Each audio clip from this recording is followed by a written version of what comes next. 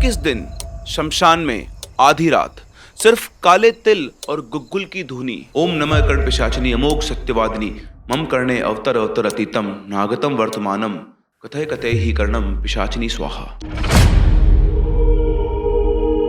Hello everyone, खमागणी and welcome to the world of story. फिर से मैं आप लोगों के सामने एक और रियल सुपर नेचुरल एक्सपीरियंस लेकर। ये कहानी है विशाल की, जो वाराणसी के पास एक छोटे से कस्बे रामनगर के उस इलाके में रहता है जहां गंगा अब भी पुरानी गलियों से होकर गुजरती है। कहानी में आगे बढ़े उससे पहले अगर हम आपके पास में से कोई रियल सुपर नेचुरल एक्सपीरियंस है या फिर कोई इंटरेस्टिंग स्टोरी है तो आप हमारी इन दी गई आईडीज के ऊपर अपनी इन कहानियों को शेयर कर सकते हो। जैसे मैंने आपको बताया, हमारे चैनल पे फीचर होने वाली हर एक स्टोरी के लिए हम लोग आपको देते हैं 500 रुपीज का रिवॉर्ड। 2024 की सर्दियों में विशाल की जिंदगी में कुछ ऐसा हुआ जिसे वो आज तक पूरी तरह समझ नहीं पाया है। विशाल एक साधारण सा लड़का था।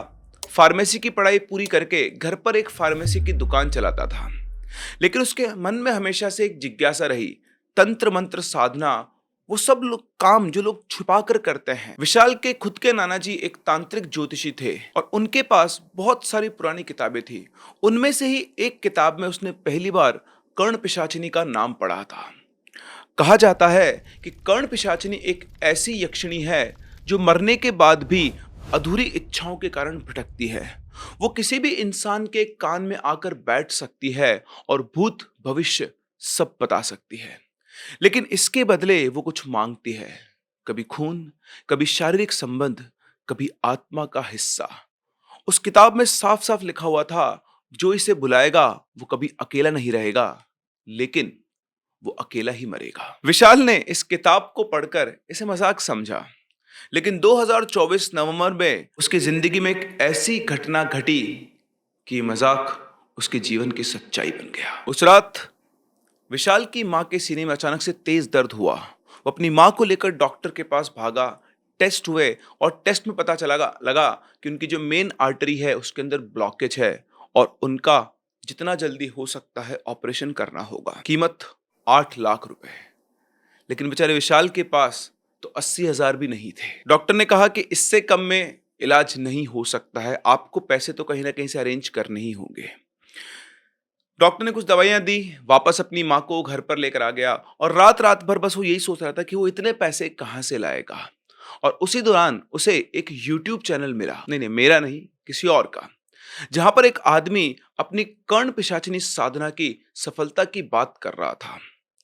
उसने कहा था 21 दिन शमशान में आधी रात सिर्फ काले तिल और गुग्गुल की धुनी, 1 लाख बार मंत्र का जाप और वो खुद आकर कान में बोलती है। विशाल ने सोचा, अगर सच में ये काम कर जाए तो मेरी सारी प्रॉब्लम्स दूर हो सकती है। बस एक बार जीत हार देख लूं। उस वीडियो का इतना खतरनाक उसके ऊपर इंप्रेशन पड़ा कि विशाल ने तय कर लिया कि वो ये साधना करेगा। रामनगर के पुराने शमशान में, जहां अब लोगों को जलाया नहीं जाता, लेकिन सिर्फ दिन में वहां पर कुत्ते भटकते रहते हैं। पहली रात 14 नवंबर 2024 रात 11:30 बजे विशाल अपने घर से निकला। साथ में अपने नाना की वो पुरानी डायरी, काला कंबल, तिल की थैली, गुग्गुल और एक छोटा सा लोहे का त्रिशूल जो उसके नाना जी का था। वो कहते हैं ना कि कुछ लोगों के खून में ही, अगर उनकी फैमिली में किसी ने साधना या ज्योतिष या तांत्रिक साधनाएं की हुई है तो कई बार उनके ब्लड लीनिएज के अंदर वो चीजें आ जाती है। और शायद इसी की वजह से विशाल जो था इस चीज की तरफ अट्रैक्ट हो गया था। शमशान में पहुंचकर विशाल ने कंबल बिछाया, चारों तरफ तिल बिखेरे, गुग्गुल जलाई और मंत्र का जाप शुरू किया। जो मंत्र था, ओम नमः कर्ण पिशाचिनी अमोघ सत्यवादिनी मम कर्णे अवतर अवतर अतीतम नागतम वर्तमानम कथय कथय ही कर्णम पिशाचिनी स्वाहा। चिंता ना करें, सिर्फ इस मंत्र के जाप करने से कुछ नहीं होगा। इसकी एक पूरी विधि थी जो विशाल के सामने उसके नाना जी की डायरी में लिखी हुई थी और वो उस विधि को फॉलो करते हुए इन मंत्रों का जाप कर रहा था। पहली रात कुछ नहीं हुआ, बस आसपास में कुत्ते भौंकते रहे क्योंकि शमशान में उनके सामने कोई अग्नि जलाकर बैठा हुआ था। दूसरी रात, तीसरी रात, 10वीं रात तक कुछ भी नहीं, बस सर्दी और अकेलापन। लेकिन पता नहीं ऐसे कौन सा ड्राइविंग फोर्स था कि विशाल रुक नहीं रहा था। हर रात वो मंत्र पढ़ता और मंत्र गिनता जाता। 11वीं रात 25 नवंबर रात के करीबन 1:45 बजे विशाल 47,000 मंत्र पूरे कर चुका था कि तभी अचानक से हवा रुक गई। जैसे होता ना कमरे में कोई पंखा बंद कर देता है, ऐसे बाहर किसी ने जैसे पंखा बंद कर दिया हो। अच्छी खासी ठंडी हवा चलते चलते एकदम से हवा बिल्कुल रुक गई। और जैसे ही हवा रुकी, पता नहीं क्यों विशाल ने अपनी आंखें खोली। और जैसे उसने आंखें खोली, उसके सामने एक औरत खड़ी थी। खड़ी नहीं, वो हवा में तैर रही थी, पैर जमीन से 4-5 इंच ऊपर। सफेद साड़ी, लेकिन वो साड़ी गीली लग रही थी, जैसे वो कहीं से नहाकर आई हो। चेहरा साफ नहीं दिख रहा था, लेकिन बड़ी बड़ी काली आंखें, वो भी बिना पुतली के। विशाल ने डरते डरते उससे पूछा, तुम कर्ण पिशाचिनी हो? उसकी बात सुनकर वो मुस्कुराई, बस होठ फैले। और फिर वो एक हवा के झोंके की तरह सीधा उसके बाएं कान के पास आई और उसके कान में फुसफुसाई, हाँ बोलो, क्या चाहिए? विशाल ने हाफ कांपते हुए कहा, माँ का इलाज, पैसे, और ये सारी परेशानी खत्म हो जाए। वो हंसी, हंसी नहीं, वो एक मंद सी मुस्कुराई, जैसे किसी पुरानी रिकॉर्डिंग में से आवाज आ रही हो। ठीक है, कल सुबह तक सब ठीक हो जाएगा, लेकिन मेरी कीमत? विशाल ने पूछा, क्या? उसने कहा, हर रात मुझे अपने कान में आने दो, मैं तुम्हें सब बताऊंगी, लेकिन तुम्हें मेरे लिए कुछ करना होगा, कभी कभी। विशाल ने कुछ नहीं सोचा और हाँ कह दिया। करता भी क्या, उसकी मां मर रही थी और उसे किसी भी कीमत पर अपनी मां को बचाना था। ऑल्दो उस विधि के हिसाब से विशाल को 1 लाख जाप पूरे करने थे, लेकिन 47,000 जाप करते ही उसे उस पिशाचिनी के दर्शन हो गए और उन दोनों की डील भी हो गई। अब इसे आप चमत्कार कह लो या फिर उसकी ब्लड लीनिएज का एक हिस्सा कह लो, कि आधी साधना के अंदर ही उसे वो कर्ण पिशाचिनी मिल गई। लेकिन वो कहते हैं ना, अधूरा ज्ञान बहुत खतरनाक होता है। सेम इसी तरह से आधी साधना भी बहुत खतरनाक होती है। विशाल ये सब बिना किसी गुरु की सहायता से कर रहा था। शायद कोई गुरु उसके साथ होता तो इस पावर को अपने कंट्रोल में कर पाता, लेकिन उसे क्या पता था कि सिर्फ दिखने मात्र से कर्ण पिशाचिनी कंट्रोल नहीं आती है। उसे तो बस अपनी मां के इलाज के लिए पैसे चाहिए थे और अपनी दरिद्रता, अपनी गरीबी को दूर करने का एक तरीका चाहिए था, जो उसे उस रात मिल चुका था। अगली सुबह 26 नवंबर, विशाल के फोन नंबर पर एक अनजान नंबर से कॉल आता है। एक आदमी ने कहा, विशाल बेटा, मैं तुम्हारे नाना का पुराना दोस्त हूं। मैंने सुना तुम्हारी मां बीमार है। मैं तुम्हें अभी के अभी 10 लाख रुपए ट्रांसफर कर रहा हूं, बस मेरी तरफ से उनको दुआ देना। थोड़ी ही देर में उन्होंने विशाल से मांगे अकाउंट के नंबर और करीबन 1 घंटे के अंदर अंदर विशाल के अकाउंट में 10 लाख रुपए आ गए। वो सीधा डॉक्टर के पास पहुंचा, अपनी मां को लेकर एडमिट करा, बोला डॉक्टर साहब ऑपरेशन करो। डॉक्टर ने ऑपरेशन से पहले टेस्ट करवाए और टेस्ट होते ही डॉक्टर आकर बोलता है कि भाई चमत्कार हो गया है। वो जो 90% ब्लॉकेज था वो एकदम से 30-35% के आसपास रह गया है और अब ऑपरेशन की कोई जरूरत नहीं है। ये देखकर विशाल की आंखों में एक चमक और साथ ही आंखों से आंसू बह निकले कि अब उसकी मां बिल्कुल सेफ है।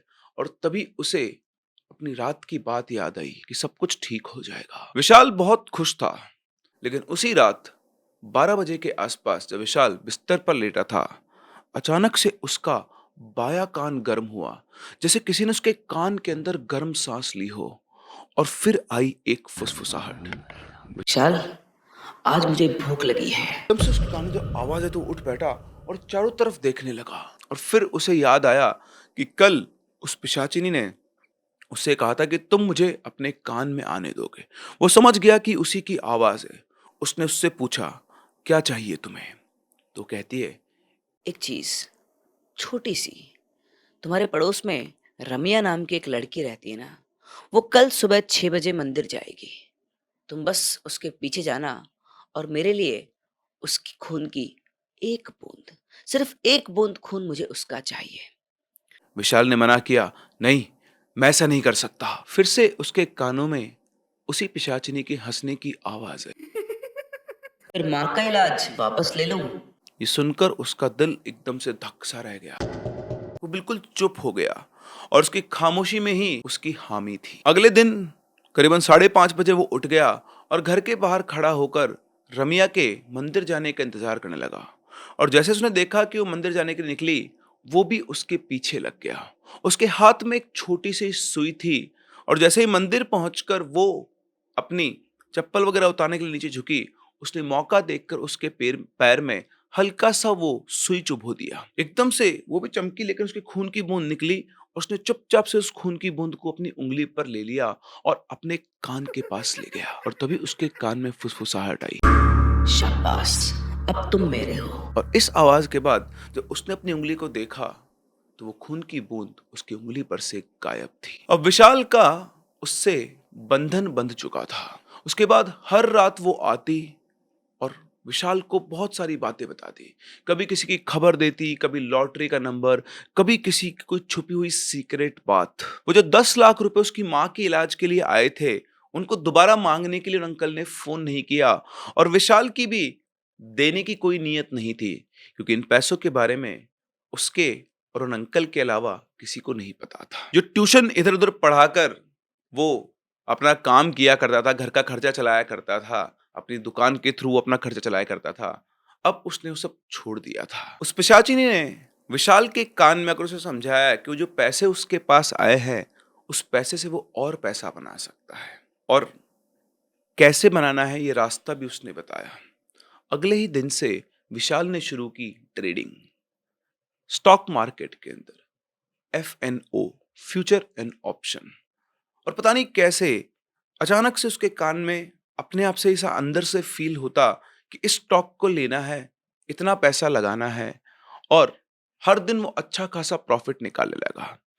करीबन 1 से 1.5 महीने के अंदर विशाल ने एक नई बाइक खरीद ली, अपने पूरे घर को रिनोवेट करवा लिया, लेकिन मेडिकल स्टोर उसने अपना जारी रखा। किसी को समझ नहीं आता कि एकदम से विशाल के पास इतना पैसा कैसे आ गया है। कोई पूछता तो बताता कि अब मैं स्टॉकिस्ट बन गया हूँ। मेडिकल जो लाइन होती है उसमें स्टॉक का बड़ा खेल होता है और बड़ा बड़ा टर्नओवर होता है। तो मेरा टाई अप हो गया एक बड़ी कंपनी के साथ और मेरा काम है यहाँ से स्टॉक निकाल कर उसको देना। लेकिन सच्चाई किसी को नहीं पता थी। हर रात हर रात वो विशाल के पास आती और हर बार कुछ नया मांगती। पहले छोटी छोटी चीजें, जैसे किसी का बाल, किसी की तस्वीर, किसी का खून, और फिर धीरे धीरे उसकी डिमांड्स बड़ी होती गई। किसी को धोखा देना, किसी को नुकसान पहुंचाना। उसकी डिमांड्स पूरी करते करते विशाल भी थक गया था। अप्रैल 2025 तक विशाल बुरी तरह से परेशान हो गया था। उसके पास पैसा तो आ रहा था, लेकिन जो डिमांड्स बढ़ रही थी, वो डिमांड्स और ज्यादा खतरनाक होती जा रही थी। और कहीं ना कहीं विशाल का जो ईमान था, वो इस चीज की उसको परमिशन नहीं दे रहा था। और तभी विशाल ने एक फैसला किया कि बस अब और नहीं, मुझे इससे पीछा छुड़वाना होगा। उसने फिर से नाना जी की वो किताब उठाई जो उसने एक बार पढ़ी थी, क्योंकि उसने उस किताब में एक और चीज पढ़ी थी जिसमें लिखा हुआ था कि यदि पिशाचिनी को बुलाया और उसे छोड़ना चाहो तो त्रिशूल से अपने कान को छूकर मंत्र बोलो, ओम कर्ण पिशाचिनी गच्छ गच्छ स्वाहा। और फिर से वही इस मंत्र का लगातार जाप करते रहो जब तक कि तुम्हें ये फील ना हो जाए कि वो जा चुकी है। और भी उसमें कुछ विधियां लिखी हुई थी। उस विधि को पढ़कर विशाल वापस से पहुंचा उसी शमशान में जहां पर उसने साधना शुरू की थी। उसने वापस से अग्नि जलाई, सारा सामान वैसे ही सब कुछ सेट किया और उसके बाद उसने मंत्र उच्चारण शुरू किया। और अभी उसने करीबन कुछ 1000-2000 मंत्र ही पढ़े होंगे कि अचानक से उसकी आंखों के सामने वो प्रकट हुई। लेकिन इस बार वो गुस्से में थी, आंखें लाल, और इस बार उसकी जो साड़ी थी वो भी लाल थी, जैसे खून से सनी हुई हो। और वो उसकी आंखों के सामने आकर बोलती है, तुम मुझे छोड़ना चाहते हो? मैंने तुम्हें सब कुछ दिया और तुम मुझे ही छोड़ना चाहते हो। उसको अपने सामने देखते ही विशाल ने वो त्रिशूल उठाया जो अग्नि के पास रखा हुआ था, उसे अपने बाएं कान पर रखा और बोला, ओम कर्ण पिशाचिनी गच्छ गच्छ स्वाहा। उसके मंत्रों का जाप पढ़कर लगातार मंत्र पढ़ता रहा और वो चीखी, और वो इतनी तेज चीखी कि उसके कान से खून निकल आया। और जैसे ही विशाल के कान से खून निकला, उसे खुद को नहीं पता कि वो कब बेहोश हो गया। जब उसकी आंख खुली तो सुबह हो चुकी थी। कान में बहुत तेज दर्द था, लेकिन फिर भी उसे एक चीज का सुकून था कि वो आवाज, अब उसके कान में ना वो आवाज थी, ना वो सेंस था जिसे वो इतने दिनों तक फील कर पा रहा था। लेकिन उसे चिंता हुई अपनी माँ की। वो घर लौटा, माँ बिल्कुल ठीक थी, लेकिन अब शायद विशाल बदल गया था। अब हर रात 12 बजे के बाद विशाल का बायां कान गर्म हो जाता, जैसे कोई सांस ले रहा हो, लेकिन उसे कोई आवाज नहीं आती। बस एक गर्माहट, एक अजीब सा सेंसेशन। और एक सवाल उसके मन में घूमता रहता है, क्या वो सच में चली गई है या वो अब भी मेरे अंदर है, बस चुप बैठी है, इंतजार कर रही है कि मैं फिर कभी कमजोर पड़ूं। कई दिनों तक उसे कोई आवाज नहीं आई। धीरे धीरे कान का दर्द भी गायब हो गया और वो सेंसेशन भी गायब हो गया, गर्म सांस वाला। लेकिन फिर अचानक से एक रात उसने अपने कान में एक पुरानी आवाज सुनी, बहुत धीमी, जैसे कोई बहुत दूर से बोल रहा हो, विशाल, मैं यही हूं, बस थोड़ा इंतजार। आवाज सुनते ही विशाल एकदम से चौंक के खड़ा हो गया। आसपास कोई नहीं था। उसने फिर से अपने कान पे फोकस किया, लेकिन कोई आवाज नहीं थी। लेकिन पूरी रात वो सो नहीं पाया और उसके बाद कई ऐसी रातें निकल गई जिसमें विशाल पूरी पूरी रात जागता रहता था, कि कहीं ना कहीं एक दबी हुई आवाज उसके कान में फिर से सुनाई देती थी। उसे समझ में नहीं आ रहा था कि हेलुसिनेशन है उसका या फिर सच्चाई है। फिर आता है नवंबर 2025। विशाल उसी घर में रहता था, वही नया रेनोवेटेड घर, नई दुकान, लेकिन उसका वही पुराना बायां कान। वो गर्माहट अब वापस से आना शुरू हो गई थी। कभी-कभी तो विशाल को ऐसा लगता था जैसे वो गर्माहट उसके खून में घुल गई है। उस रात जब उसने त्रिशूल से कान को छुआ था, उसे चीख सुनाई दी थी, खून निकला था। उसे लग गया था कि बस अब सब कुछ खत्म हो गया है। लेकिन अब जो उसे गर्माहट फील होती थी, अब वो धीरे-धीरे उसे उसके सपनों में बदलने लगी। सपने में वो सफेद साड़ी वाली औरत नहीं आती है, वो उसे दिखाई नहीं देती है और वो बस उसके अंदर से बोलती है, जैसे उसकी अपनी आवाज, विशाल, तूने मुझे भगाया नहीं, तूने तो मुझे अपने अंदर छुपा लिया है। वो जागता है, पसीने पसीने होता है, उसका कान जल रहा होता है, लेकिन उसके अलावा उसे ना कुछ सुनाई देता है। बस एक सन्नाटा और एक एहसास कि वो गई नहीं है, वो यही है, मेरे अंदर है। इधर महीने दर महीने विशाल की दुकान पर ग्राहक बढ़ते जा रहे थे। लोग आकर कहते थे, विशाल भैया, तुम्हें सब पता चल जाता है ना, और वो बस हंसकर टाल देता। लेकिन सच्चाई तो ये थी कि अब उसे किसी से पूछने की जरूरत नहीं पड़ती थी। वो था तो एक फार्मासिस्ट, लेकिन ऑलमोस्ट एक डॉक्टर बन गया था। जैसे कोई बीमार ग्राहक आता, अपनी बीमारी बताता और कोई दवा मांगता, पता नहीं क्यों अचानक से उसे अपने आप एक दवाई का नाम आ जाता और दवाई आ जाती, बीमारी का कारण आता, सब कुछ आ जाता और वो उस आदमी को दवाई निकाल कर देता और 2-3 दिन में वो आदमी ठीक हो जाता। और इस तरह से आसपास के लोगों में विशाल का नाम बहुत फैल गया था कि बहुत ही सटीक दवाई देता है, उससे ले लो, छोटी-मोटी बीमारी की दवाई वो ठीक कर देता है। मतलब सर्दी, जुकाम, खांसी, छोटी-मोटी जो बीमारी होती है ना वो। लेकिन विशाल इन सब चीज़ों से डरता था, क्योंकि वो जानता था कि कोई चमत्कार नहीं है, वो शायद अब भी विशाल के अंदर ही है। और ये बात है 28 नवंबर 2025 की। दुकान बंद करके विशाल अपने घर लौटा। माँ सो रही थी, वो बिस्तर पर लेट गया और तभी अचानक उसका बायां कान इतना तेज गर्म हुआ कि जैसे किसी ने पिघलता हुआ लोहा उसके कान में डाल दिया हो। उसने हाथ लगाया तो देखो उसका कान बुरी तरह से सूजा हुआ था और फिर पहली बार उसकी अपनी आवाज में उसी के मुंह से निकला, वो बोली, विशाल, अब मैं तुझ में हूं, तूने मुझे बाहर नहीं निकाला, बस मुझे और गहरा कर दिया। ये शब्द उसके खुद के मुंह से निकले थे, लेकिन आवाज किसी और की थी। उठकर सीधा अपने बिस्तर पर बैठ गया। छोटे से जलते हुए बल्ब में उसकी परछाई सामने के फर्श पर गिर रही थी, लेकिन उसकी परछाई में वो नहीं था। वो परछाई किसी औरत की थी, जैसे कोई औरत अपने बाल फैलाकर बैठी हो। और उस दिन के बाद से विशाल के साथ चीजें और ज्यादा तेज हो गई। अब विशाल सो नहीं पाता था। जैसे ही वो सोने के लिए आंखें बंद करता तो सपने में उसे वो दिखाई देती, उसका अतीत उसे दिखाई देता और उसी के साथ खड़ी हुई वो, कभी उसके बचपन की गलियों में, कभी उस शमशान पर और कभी उसके ही बिस्तर पर लेटी हुई। और हर बार वो कहती, तू मेरा है, हमेशा से था। ऐसा लग रहा था जैसे कोई पिछले जन्म का उसका उससे बंधन बंधा हुआ हो और ना चाह कर भी विशाल उससे दूर जा पा रहा हो। अजीब सी पावर्स विशाल के पास आ गई थी। उसे अच्छे से याद है, एक दिन एक लड़की आई, जब उससे बातचीत हुई उसने बताया कि उसकी माँ को कैंसर है। उसने बिना सोचे समझे कोई एक दवा दे दी और कुछ टाइम के बाद वो लड़की वापस से आई कि भैया माँ ठीक हो गई है, रिपोर्ट्स नेगेटिव हो गई है। उसकी बात सुनकर विशाल बाहर से तो मुस्कुराया, लेकिन अंदर से बुरी तरह डर गया। ऐसा कैसे हो सकता है? किसी ऐसी दवाई से किसी का कैंसर कैसे ठीक हो सकता है? क्या आप इस चीज पे विश्वास करोगे? क्या वाकई में कोई एक लड़की एक मेडिकल शॉप पे आई, वो अपना दुख बांट रही थी कि भैया माँ को कैंसर हो गया है। उसने कहा कि ये दवाई देकर देखो एक बार, और कुछ दिनों के बाद वो आती है और बोलती है कैंसर ठीक हो गया, रिपोर्ट्स नेगेटिव आ गई है। सब ऐसा होने लग जाए तो मेडिकल साइंस फेल।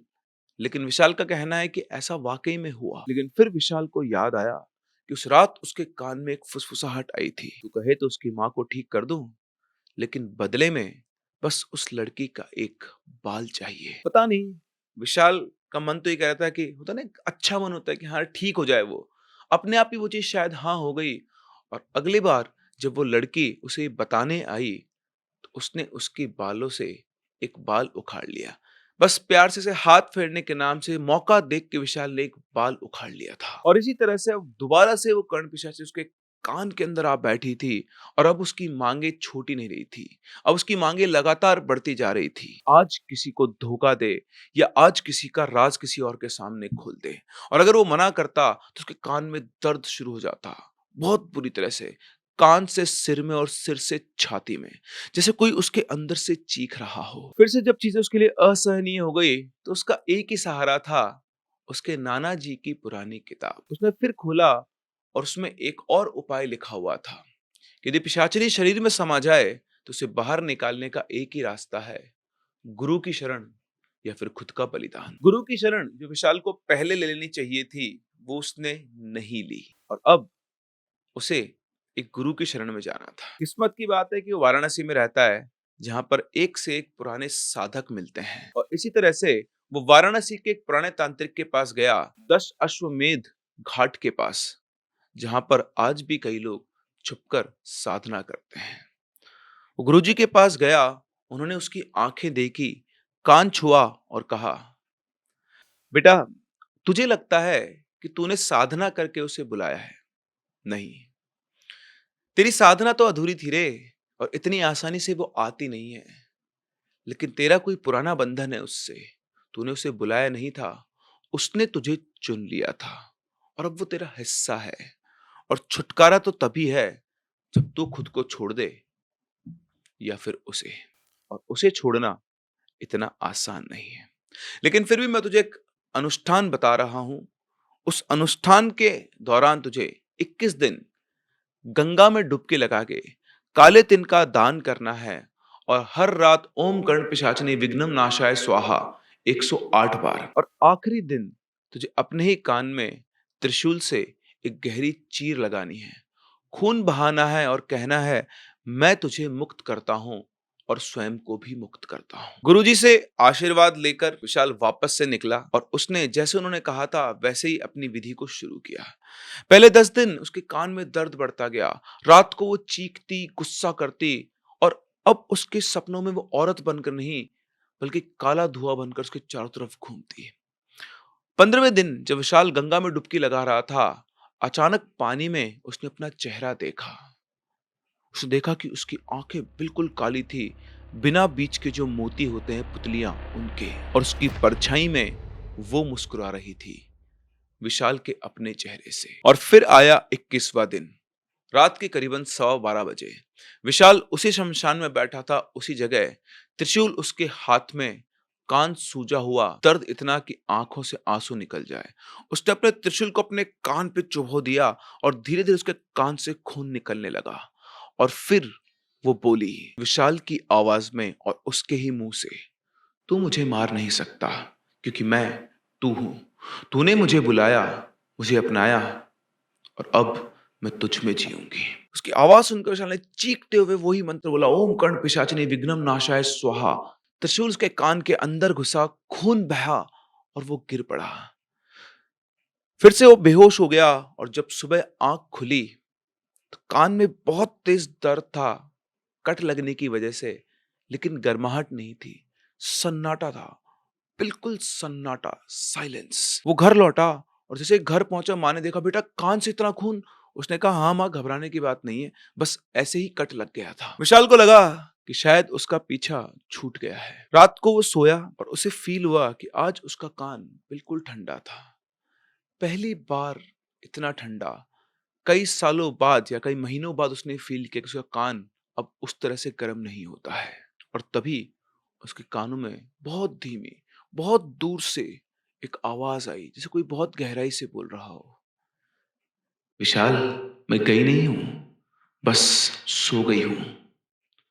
और जब तू कभी अकेला महसूस करेगा, मुझे बुला लेना, मैं तेरे पास आ जाऊंगी। विशाल घबराया तो सही, लेकिन अब वो ये जान चुका था कि वो गई नहीं है, वो बस इंतजार है, वो उसके अंदर है, चुपचाप।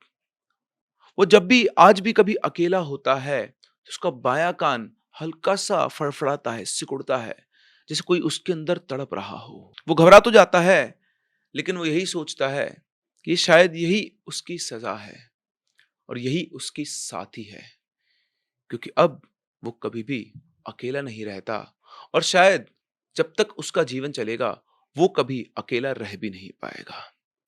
अभी तो वो अपनी माँ के साथ रहता है, कोई शादी-वादी कुछ भी नहीं है। लेकिन वो घबराता है कि जब उसकी शादी की बात चलेगी या जीवन में दोबारा कभी ऐसा कोई मोड़ आया, जहाँ पर उसे उसकी ज़रूरत पड़ी और उसने उसे याद भी कर लिया, तो कहीं वो वापस लौट कर ना आ जाए। एक चिंता उसे अपनी माँ की भी है, क्योंकि वो आई तब थी जब उसकी माँ की जान खतरे में थी। अभी तो माँ बिल्कुल ठीक है, लेकिन अगर दोबारा माँ को कुछ हुआ या उसने माँ पर अटैक किया, तो विशाल उसे बुलाने पर फिर से मजबूर हो जाएगा। यही डर उसे दिन-रात खाए रहता है और उसे नहीं पता कि वो इस चीज़ से पीछा कैसे छुड़ाएगा। क्योंकि जैसा उन गुरुजी ने कहा था कि विशाल ने साधना करके उन्होंने उसे नहीं बुलाया है, वो खुद आई है, उसका विशाल से कोई पुराना बंधन है। वो बंधन कभी टूटेगा या नहीं, ये भी विशाल नहीं जानता। तो ये थी विशाल की उस गलती की कहानी, जहाँ पर उसने अपनी मजबूरी आने पर एक ऐसी शक्ति का आह्वान किया, जो वैसे तो आसानी से आती नहीं है, बड़े-बड़े लोगों से सिद्ध होती नहीं है, पर पता नहीं कैसे अधूरी साधना में ही विशाल के वो सामने आकर खड़ी हो गई और अब वो जाने का नाम नहीं ले रही है। वैसे आपको क्या लगता है? क्या वाक़ई में विशाल की ज़िंदगी में दोबारा ऐसा कोई मोमेंट आएगा जब वो उसे दिल से याद कर लेगा और वो लौट कर आ जाएगी? अपने व्यूज़ हमें कमेंट सेक्शन में ज़रूर बताएँ। हम लोग मिलते हैं अपनी अगली कहानी में, तब तक के लिए keep loving and keep listening.